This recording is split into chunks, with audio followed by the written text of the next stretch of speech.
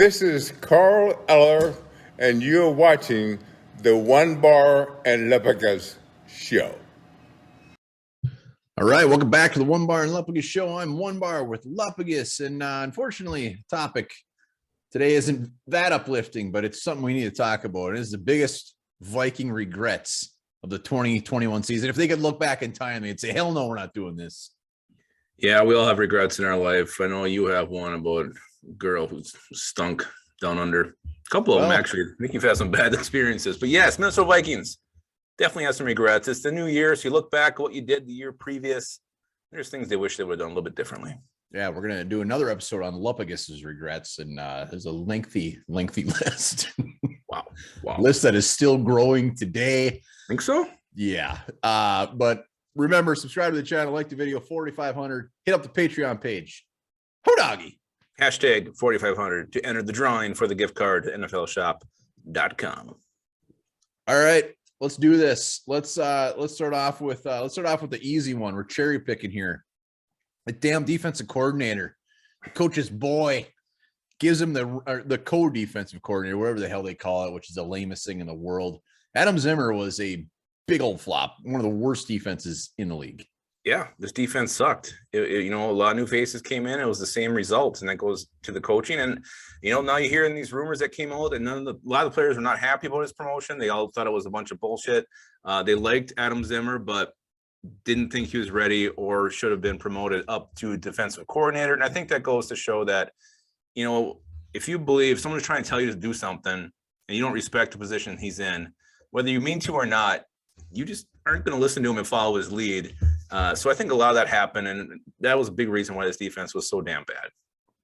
Yeah, I guess I really don't care that it's his son. I just care about the results, and the results were dog shit. And like you're alluding to, maybe that had something to do with it. Whatever it was, gross, completely backfired. You hear that Zimmer is the one actually calling the plays. You see that whatever article that was where he lets his boy call the plays in practice.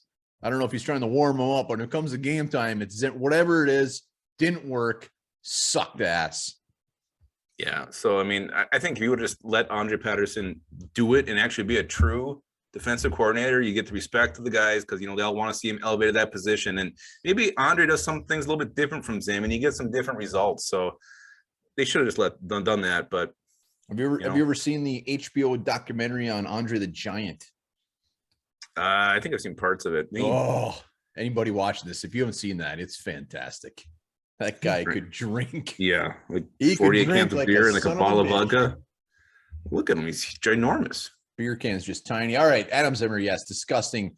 And that will be over soon as well. But let's just kind of bounce right to the other side. Mr. Clint Kubiak goes to offensive coordinator, and wherever the calls came from, it was just, we were hoping for a different offense, maybe new aged. Clint Kubiak's a little bit younger. Maybe he's going to bring some spunk to this offense, but it was the same bullshit offense. Yeah, you thought being a young mind, maybe he'd try to mimic some of his peers and be creative, be original. And how many times do we see run on first down, run on second down, 7 yards, short of the sticks on third down, short of the sticks, over and over and over again? Or you get a lead, you have a beautiful first scripted drive, and then you just tuck your balls under and sit there and hope that 7 points can get you the win. But your defense isn't good enough for that, and you just call it safely, call it conservatively. The problem was Clint Kubiak. He just wasn't ready for this promotion.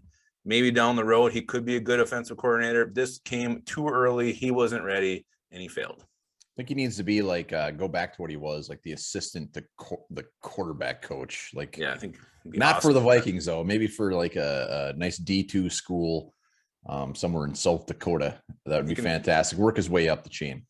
He can follow Zim to Dion school over there. It's not a horrible idea. So yes, defense, offense, huge things. But let's go to another easy one. The 4th round pick for Chris Herndon. Yeah, you trade a 4th round pick for a guy and you get nothing out of him. What does he do? It's a holding call here and there. I think he's caught like 2 balls, maybe 4 balls, 1 touchdown. What makes this more frustrating is you sign Luke Stalker off the street. You get Ben Elfson. I think he was a waiver before the season started, and they've had more production than a guy you gave up a 4th round pick for. And now is the time where we are going to start paying for that. You already see it. If you've been doing any mock drafts, you don't got a 4th pick. There's no 4th round pick. So it goes right to round 5. There's a long wait from round 3 to round 5. We got a 6th round pick out of the deal though. Well, a lot of good players come out the board in that time, and we will be sitting there day 3 with our thumbs in our ass till about 1:30 when we can finally make a selection, because Rick Spielman panicked and gave a 4th round pick for a tight end we don't even use. Well, let's be clear. The draft is so exciting and so titillating. I'll have my thumb in my ass for every damn round of that thing. Wow. Might have my thumb in your ass. That won't be one of my regrets. I'll tell you that. Hell yeah. Yeah. Chris Herndon is what it is. Just very, very disheartening. All right. What else do we got? Those are the ones that we all agreed on. Now we're going to have. Oh, no. We got one more. Oh, do we? We do. The Vikings tried to overhaul this defense with a bunch of 1-year contracts with some vets. And it's a ballsy move. And don't get me wrong, when they were signing these guys, Xavier Woods, Patrick Peterson, Nick Vigil, Dalvin Tomlinson, Sheldon Richardson, some big names. It's not like we weren't excited about it, but for that to come together and actually, I mean, clearly they were all in this year. Do you agree? Oh yeah, for sure. I mean, you're all in if you're signing these guys to 1-year contracts. Tomlinson wasn't a 1 year, but clearly they were all in. So it would have been the perfect storm for this to work. Didn't work at all. Individually, these guys did have some good moments here and there. I have good moments individually by myself too. Yeah, but like you said, they didn't mesh as a whole. They didn't really. This defense sucks. That's all you got to look at. Their stats are damn near bomb league and everything, except for sacks. But really, patching this with 1-year contracts did not work. We all hoped it would. We hoped it would be enough, especially after what we saw last year, getting guys off the street to come here and play like Todd frickin' Davis. Davis. It didn't pan out. And looking back at it now, I mean, what would you have done? Paid more money for a longer vet, for a better vet, one high quality player than these other patchwork guys, or start young guys? I don't know what the option was, but the option, I mean, I think they should have went more with some just they kind of went like the Brelands, the Nick Vigils, the Xavier Woods, very cheap options. Maybe go big on at least one guy and try to fill it in with some younger or cheaper guys. But they just brought in just like I'm trying to think of a really good analogy here. They brought in the Cool Ranch Doritos when they didn't bring in the spicy nacho Doritos. Cool Ranch suck. They're gross. They're middle of the road. They should have went big. I like Cool Ranch Doritos. They're fine. They're not my favorite. I think they should have brought in like an actual game changer and not a handful of like maybe washed up, maybe borderline average guys hoping to get the best out of them. Well, and also the guys they brought in, I mean, Dalvin Tomlinson, I don't know if they used him really to the best of his abilities. Back to Adam Zimmer. Yeah, and so maybe you're not really using these guys the right way either, and that's why it didn't pan out. But yeah, it was different. And I think really the one that really was the worst was the Bashaud Breeland, because I think that also shattered the confidence of Cameron Downstairs when they went out and made that move, because this guy had a pretty damn good rookie year.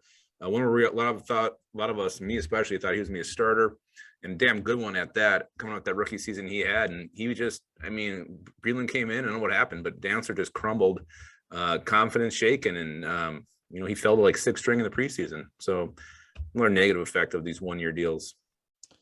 And now they're going to be all gone, all of them. All right, let's go to, we got 2 more. We got option 5A and 5B, where Lupagus and I don't entirely agree on, but I'll let you go first. Well, mine is trading Mike Hughes, and I was for it at the time. I thought he wasn't going to make the team. I think we still had Jeff Gladney on the roster at that point, so we thought we actually had a pretty decent core. Gladney, Dantzler, Patrick Peterson come, Mac Alexander come back. No way Mike Hughes is going to make this team. Well, you know what? It would have been damn nice to have Mike Hughes. Went over to Kansas City. He had 45 tackles. He started 5 games, played in all 16. I think he had a return touchdown, a fumble return touchdown. The guy was making plays. We could have used that veteran presence in our quarterback group. I mean, we're playing Chris Boyd. We're playing Ty Smith at times. That's how depleted we got in that cornerback group. Having Mike Hughes would have been very helpful. And we got a 7th round pick for him in like 2029. He really, I mean, is Hughes really considered a veteran presence? He played in like 28 games. He's played in 3 seasons, so you got to call him a veteran. 3 seasons? You got to go by the games he's played in. But It's you're like in the saying camp. Kyle Sloter's a veteran. Yeah, but he technically is. He's in the system. He's in a, he's Technically he is. I'll give you that. Well, I think you have to call him a veteran. What else are you going to call him? Never plays. I'm just calling that. He's still, but you're there. You're in the system. You're learning. You're practicing every day. There's other things in just game experience that makes you a veteran. So, Sean Manning's a veteran. He's barely played.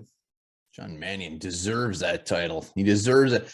Hey, looking back at it, would we have liked Mike Hughes? Absolutely. I think a lot of his success this year has to do with the change of scenery. I mean, he needed it. He had to have it. If he would have came back here, it wouldn't have, I mean, I don't know. Something would have went wrong. So I would have loved to have him, but I think the big reason is just he needed to get out of here. When you look at that, Xavier Rhodes, the same thing. He goes to Indianapolis. He's shit when he's here the last couple of years. Goes to Indianapolis, he has a resurgence. So I don't know what's going on. Is Zimmer rubbing some of these guys the wrong way or what? I don't know. I agree though. I would love to have some Mike Hughes. There would have been nothing better a comeback story than Mike Hughes to have a great season for the Vikings. Yep, could have used him. That's for damn sure.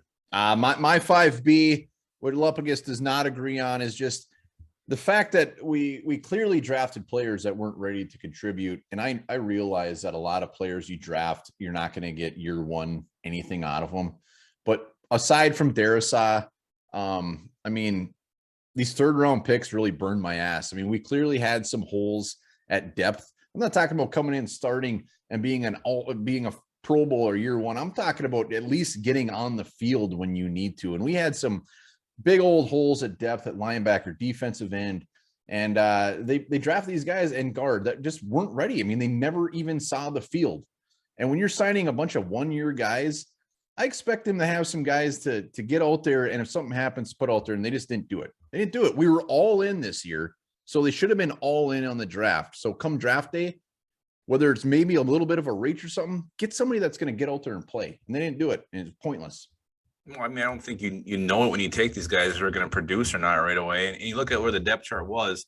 Defensive end, they got Patrick Jones in round 3. Well, they already had Steve Riley, Daniil Hunter, DJ Wanham. I mean, you had guys. There was depth. He was probably not going to play much. That depth you just listed was gross. Yeah, DJ Wanham and Weatherly. Wasn't there. That depth was gone by week 6. It was gross anyways. So they really actually did what you were saying. Patrick Jones was ready to contribute. Wyatt Davis, we all thought he was going to start. He had some injury issues. You can't really blame them for that. So Darrisaw round 1, Davis round 3. I think they did think they're getting a couple contributors right off the bat. So I don't agree with this. And you got Chaz Surratt. Why didn't he play? I don't know. You thought maybe he would be a chess piece, a guy that move around different positions. They didn't do that. I don't think sometimes right away if these guys are going to be able to adapt to the NFL. Everybody's a little bit different. And this is one of those years where they got guys that probably weren't going to play. I mean, they thought they had a pretty loaded roster when the draft was made. So I don't regret or think it is a regret for how they approached it. I think they approached it the right way at the time. And I actually think they did get some guys they thought were going to contribute. And whether, Darrisaw got hurt, Davis got hurt. So Darrisaw is not even in the discussion. I mean, it's when you draft a guard, injury, whatever. I mean, he was healthy at mid-season. So, and part of this for the amount of work they put in on these guys, they know if they're going to be ready to contribute day one. They don't just also get the first practice and be like, oh shit, he sucks. You look at like Chaz Surratt was a quarterback 2 years ago. Clearly, he's not going to come in and contribute a ton. I like the draft picks when we drafted them. I just wish they would have went more in. When you look at the round 3 and round 4 of the stats of the other guys drafted, they contributed.